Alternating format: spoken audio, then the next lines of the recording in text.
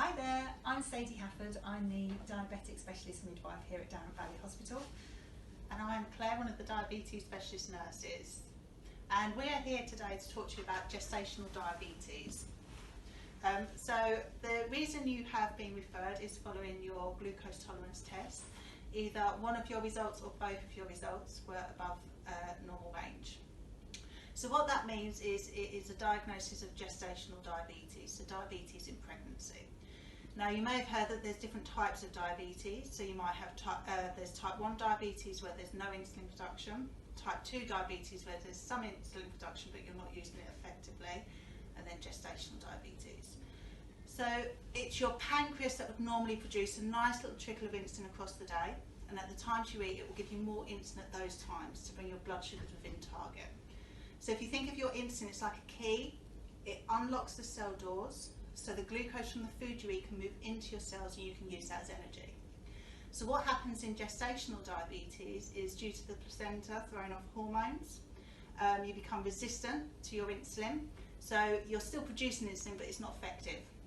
So not all those insulin keys are able to open the cell doors. So your glucose is circulating in your bloodstream, which is why when they take your blood tests or you finger prick tests, your blood sugars are above target. So this is very similar to type 2 diabetes in the sense that you are producing some insulin but not enough. So I'm sure you're all wondering how this affects pregnancy, because I'm sure this is one of the worrying times at the moment and you've done lots and lots of Googling. So if there's any questions that you found out on Google that we don't cover on here, please ask afterwards and email us. So during the pregnancy, those high levels of sugar are going through your bloodstream. These cross the placenta, okay, so that the high levels of sugar go through to your baby. Now your baby does not have diabetes, okay, so it responds to the high levels of sugar that it's producing, and it overproduces insulin. So its little pancreas goes into overdrive and it pulls all that insulin into the cells. Now because its liver is very immature, it's unable to hold that, so it puts on weight in the fat cells, so you end up with a big fat baby. Now the other problem is that insulin is a growth hormone, so it's a double whammy of having a big fat baby. Okay, so what we do is we go back to the source of the sugar, and that is what you're eating, and therefore if we can reduce that down, then we've stopped the risk of that sugar going through the placenta, because that risk going through the placenta, if you think of sticky blood, it can clot together. Now if that clots together in the placenta won't work, and unfortunately that will mean that there's no problem with the pregnancy. Okay, we don't want that. So that will stop that sugar going through the placenta, so reduce the risk, number one. Baby then realises that that sugar is reduced down, so it slows down its production of insulin, number two, and then baby's growth then carries on normally. Now sometimes when the baby recognises that there's high levels of sugar, it gets thirsty. So I'm sure if you've been reading about Google that people say you get a lot of thirst. Well, babies get that. So what they do is they call on the placenta to give them more fluid. So some of you may have come through scan with having lots of water around the baby, and that's how you've been diagnosed with gestational diabetes. It's one of the first things that we recognise, and it's one of the first things that also reduce, because once we've sorted out your blood sugars and they're no longer going through the pregnancy, the baby goes, actually, I don't need that. So it slows it right down.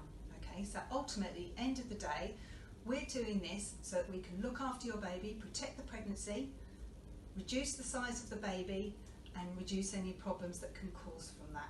So we will be nagging you on what you're eating, and we will be discussing how we're going to work it, but it's all for the good, okay? So we're going to go through what you can and can't eat. So the best rule of thumb is that if you think it's yummy and you go, I really fancy that, guess what? That's going to be one of the things you can't have. So let's cover it basically. So it's cakes, chocolates, sweets, biscuits, crisps, sugar, honey, anything that you think is lovely, they're the things you're not allowed. And if we're going into the summer months, that will include ice cream, lollies, and things like that. I know we're really mean, aren't we? But we also need to look at your carbohydrates, all right? So your basic carbohydrates are your bread, rice, pasta, potatoes, couscous. Claire, any others you can think of as your basics? Cereals, milk will have carbohydrates in it as well. I think that covers. So what we tend to use is we look at something called Carbs and Cows. Now, this is a book, this is my Bible, okay, but it's quite expensive, so we don't expect you to buy it, but you can get an app on your phone, and some women quite like that because it's control. Now, what I look at is how many carbohydrates per meal you should be having. So we go through two methods. We have 20 grams for breakfast, 30 grams for lunch, 40 grams for your evening meal, okay? And just remember, that's not the weight, that's the carbohydrates. So if we just have a look in my little Bible, so this is showing slices of bread and the carbohydrate content. So if you look here, the white and the brown at the first picture here is exactly the same amount of carbohydrate. So it's 10 grams for white and 10 grams for brown. And that means the amount of sugar present in each slice. So each slice, there is 2 teaspoons of sugar per 10 grams. So for instance, if we're looking at breakfast, we're looking at 20 grams of carbohydrate. So that is one of those teeny tiny small loaves that you can get in Lidl, Aldi, even Sainsbury's, any of them. So that is your 2 slices is 20 grams. Your medium slice, which will work out at 15 grams per 1 slice. So you may be able to get away with 1.5 slices. And if you have an extra thick, it will just be 1 slice. But however, that might not work, and you might find that your blood sugars are quite high with that.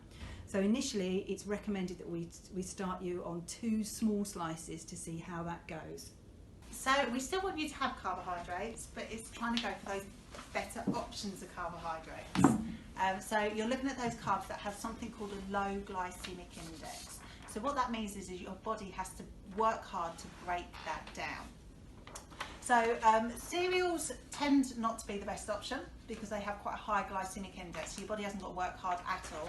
So what will then happen is your blood sugars will spike fairly quickly. So the better options of cereals are things like your jumbo oats that you have to make yourself. Obviously avoid adding sugar and honeys. Do not add your sugar or honeys. The body has to work harder to break that down.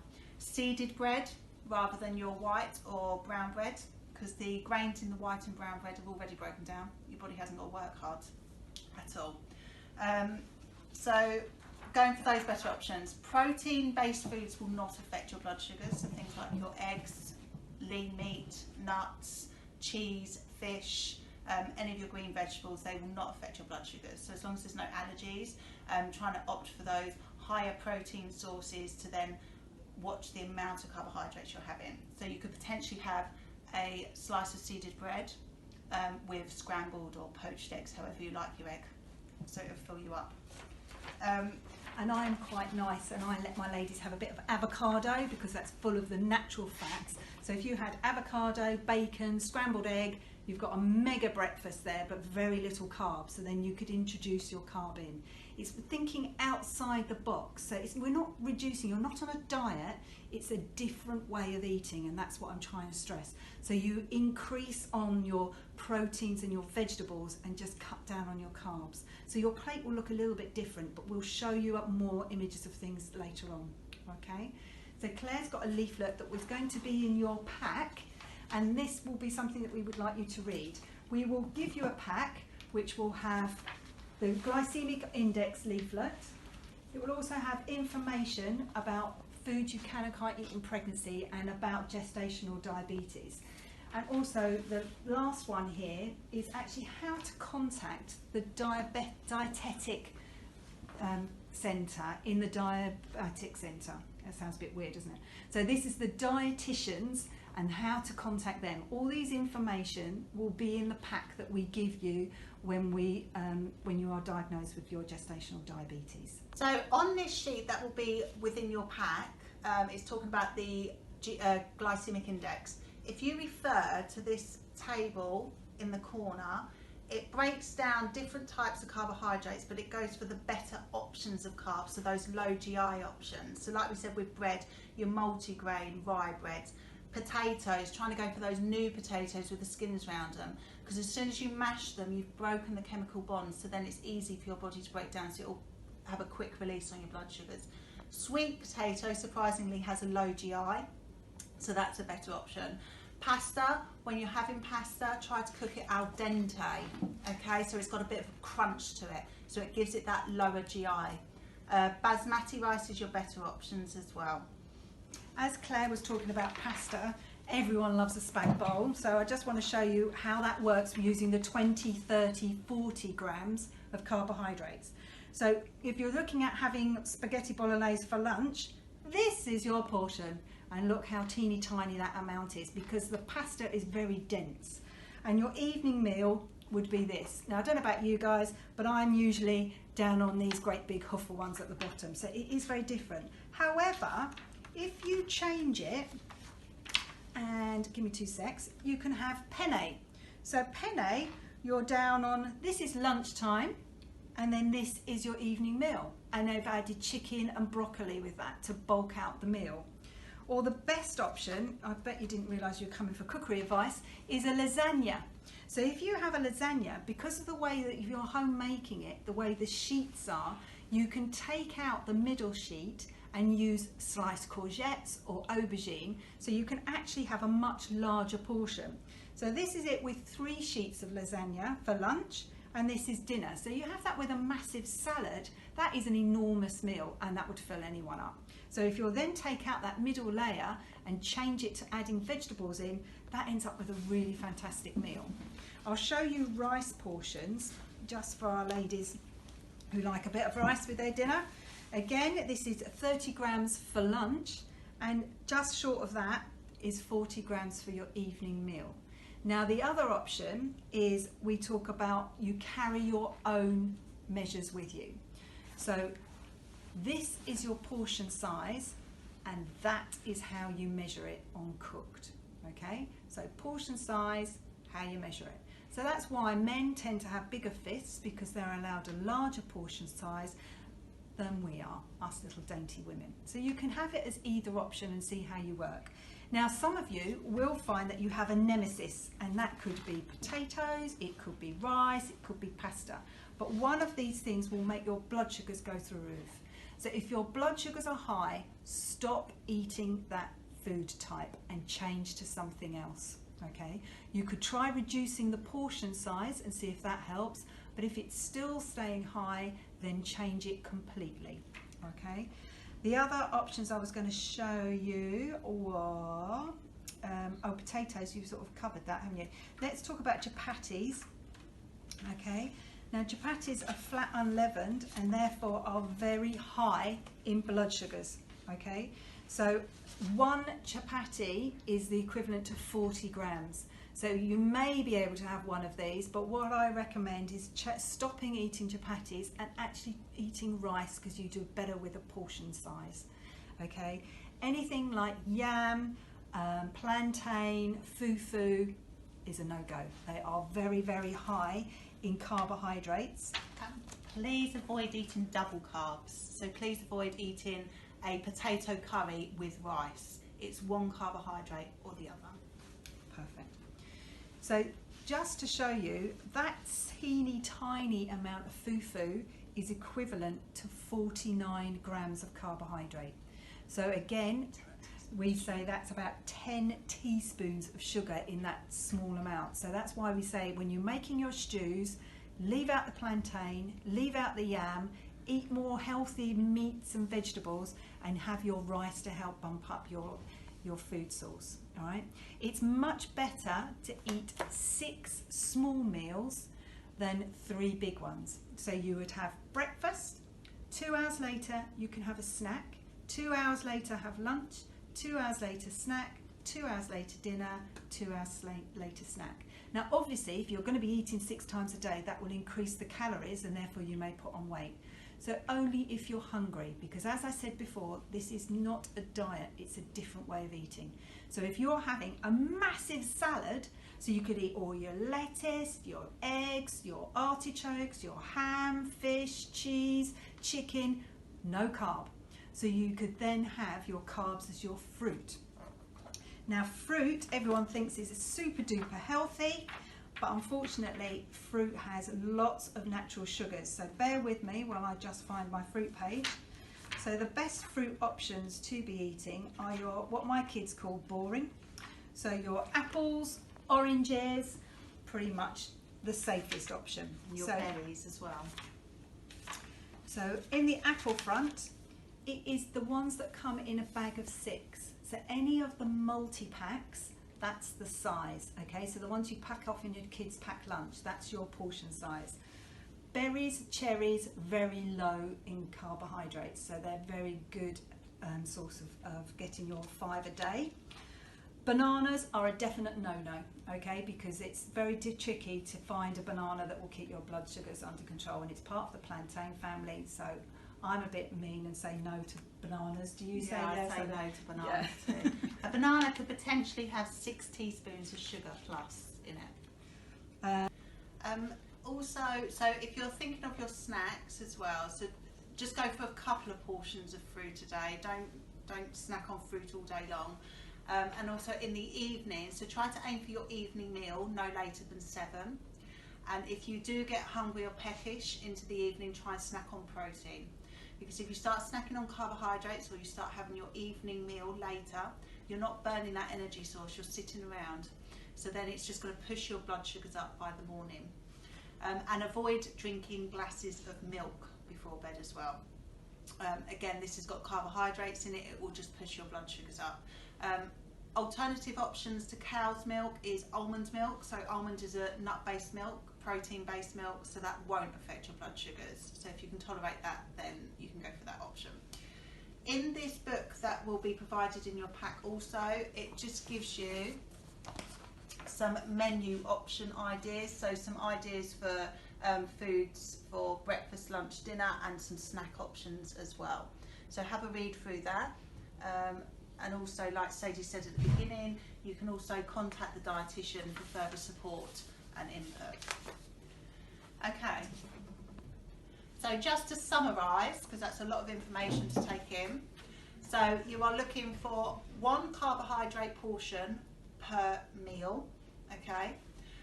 You are trying to go for those low glycemic index carbohydrates, so those carbohydrates that break down slowly. 1 piece of fruit per snack. Do not snack late in the evening on carbohydrates. Try to snack on protein-based foods. And with your meals, aim for a carbohydrate portion that is no bigger than the size of your fist, and encourage more protein-based foods and green vegetables. Right.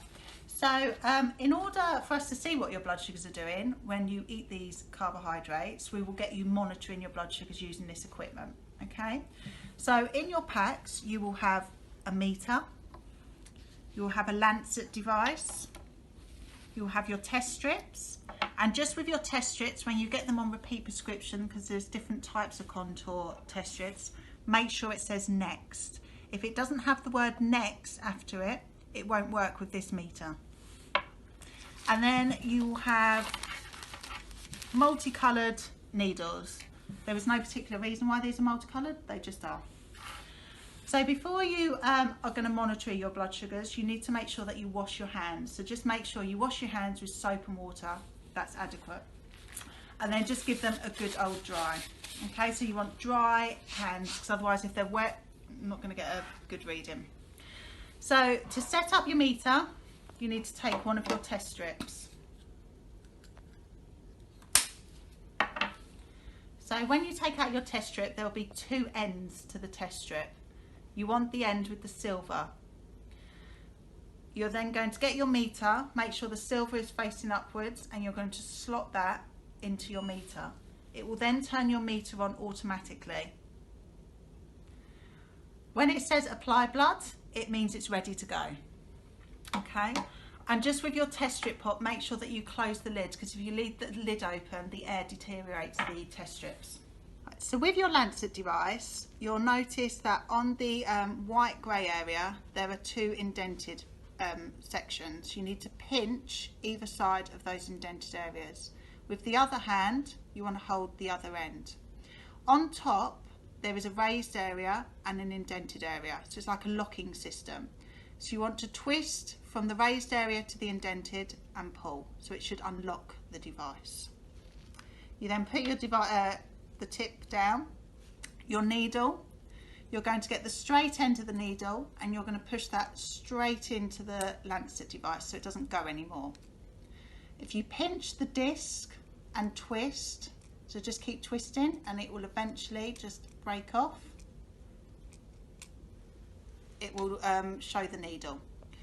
You then need to get your tip back and you need to line it back up to the indented bit and twist it to the raised bit so that is locked. Where the black section is, you'll notice that there are numbers 1 to 5. This is how deep the needle goes. So if you twist that, it will then sit on the number, how far it's going to go. So usually a 3 or 4 is absolutely fine. If you've got extra tough skin, then a 5. This button here, if you press that, it releases the needle. If you've accidentally done that, if you pull that back and hear a click and release, it will reset the needle. Okay, so just to let you know, so if that's taken too long and your meter has turned itself off, all you need to do is pull the test strip out and push the test strip back in and it will turn it back on. You're then going to get your lancet, and we say go for these 3 fingers just because these are your main ones and they get sore, and you want to go for the sides of the pads rather than the tops of the pads, just again because they get sore. But just watch how far down you're going, so you want those padded bits.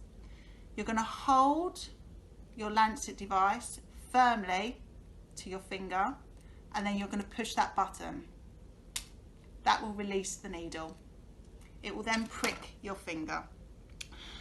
Avoid squeezing it from the tip of the finger because you'll get more plasma than blood and it won't give you an accurate reading. You want to milk from the top of the hand down to the tip of the finger for an adequate blood supply.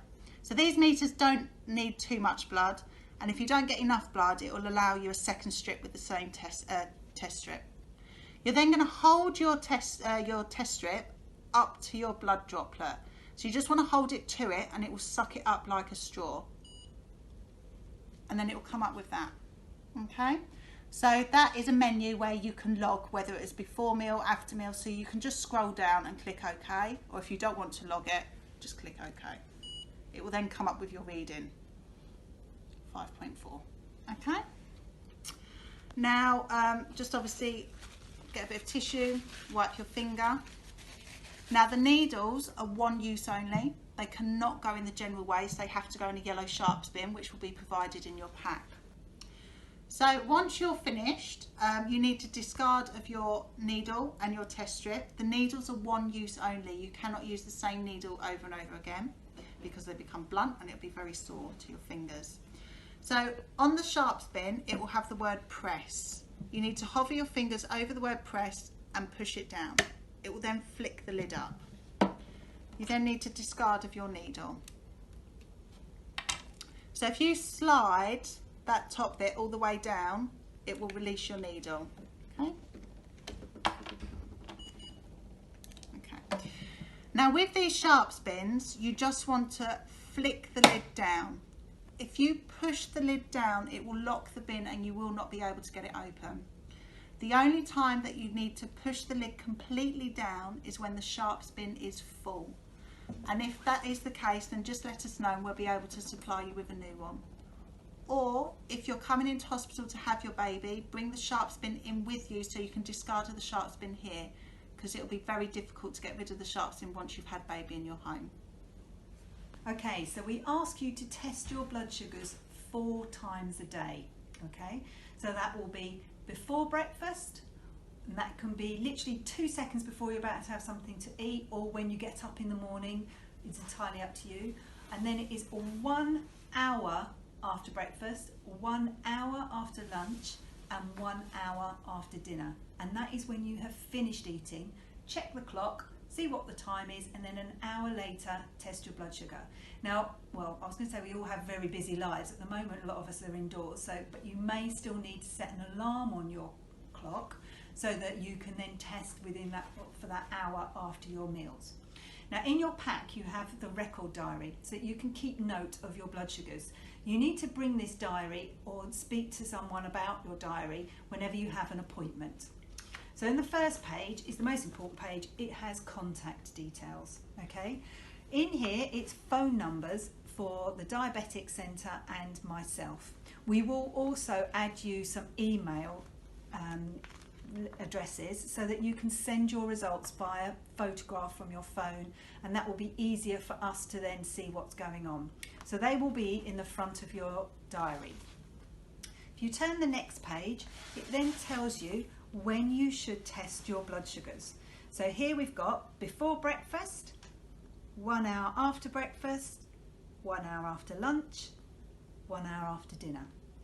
And then opposite it, we will have put a sticker in as to what those readings should be.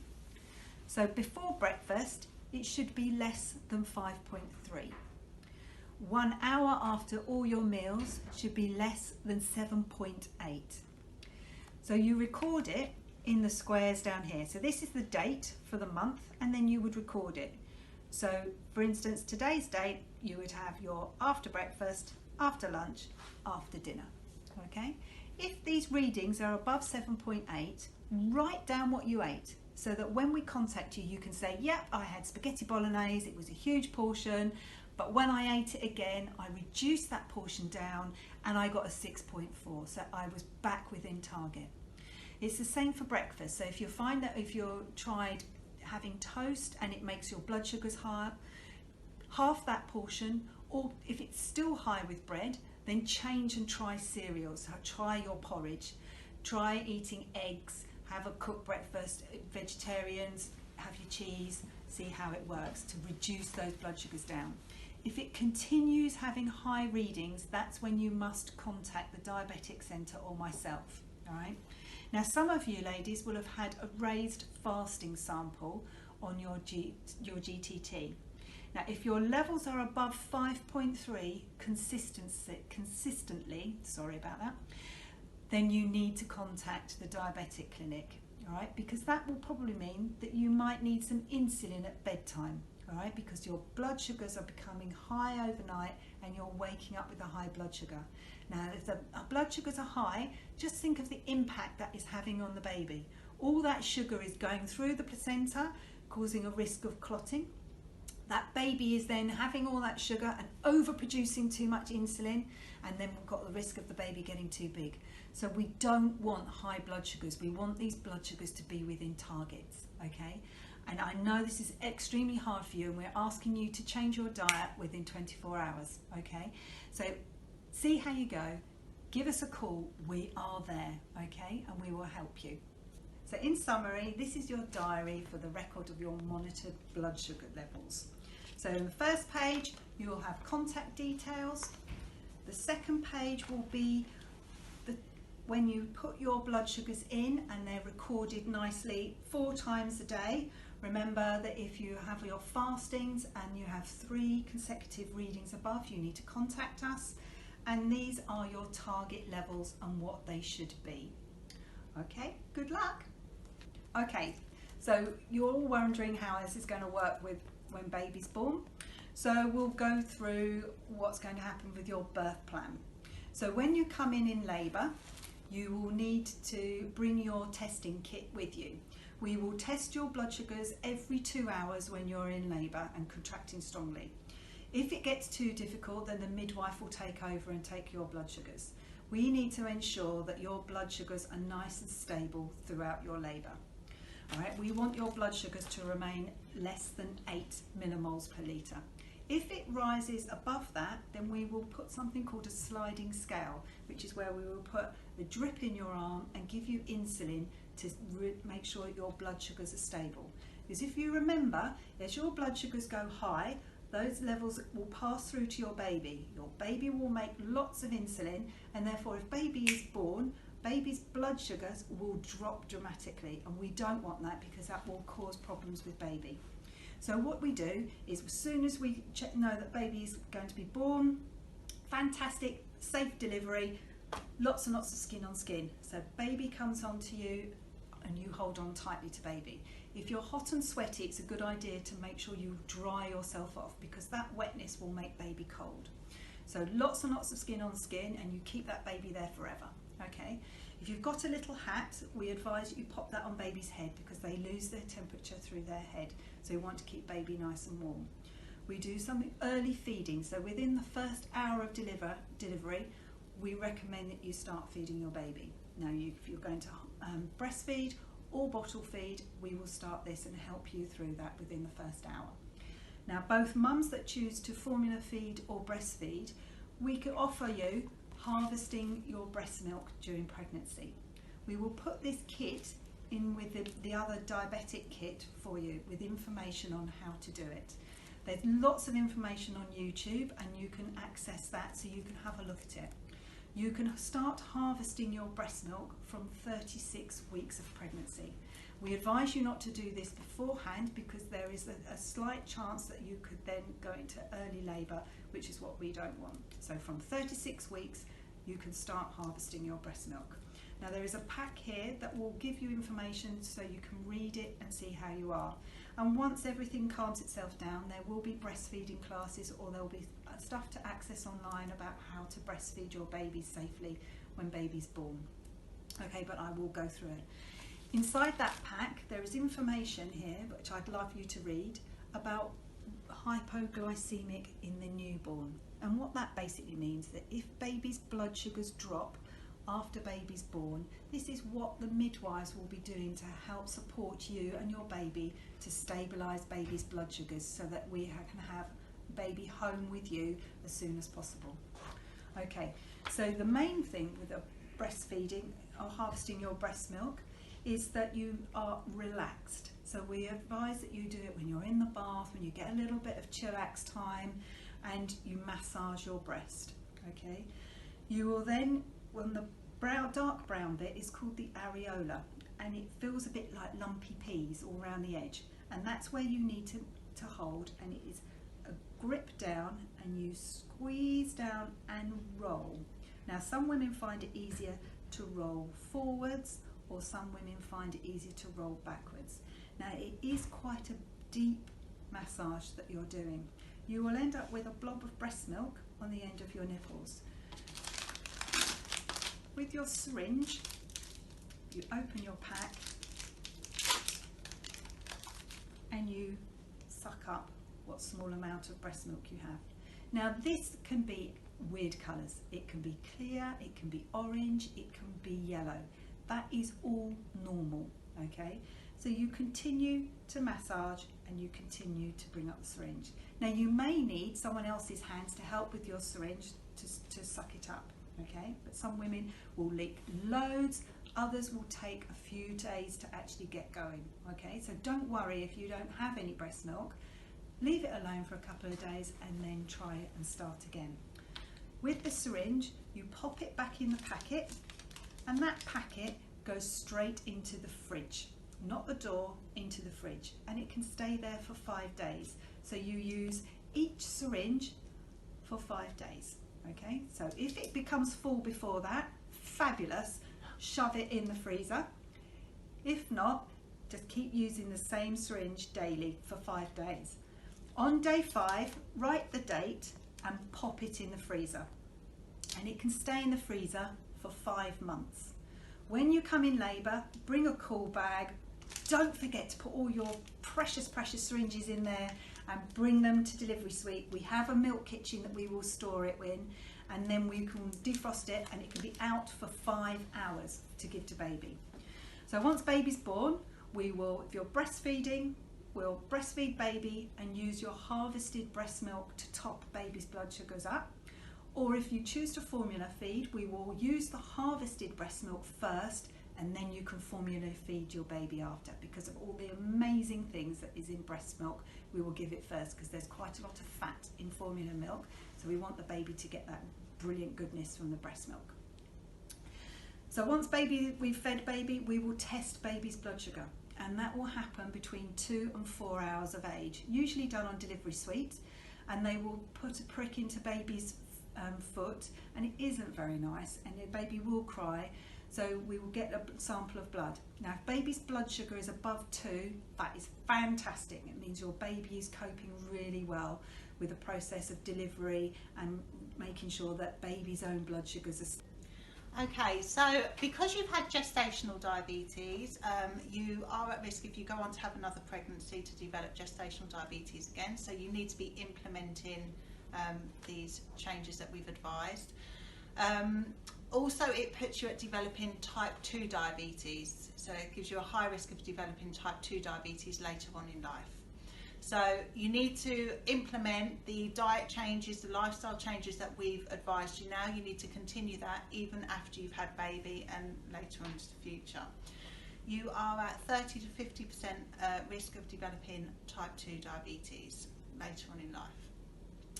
When you've had baby, all your monitoring stops, and if you were put on diabetes medication to manage the diabetes, that all stops as well.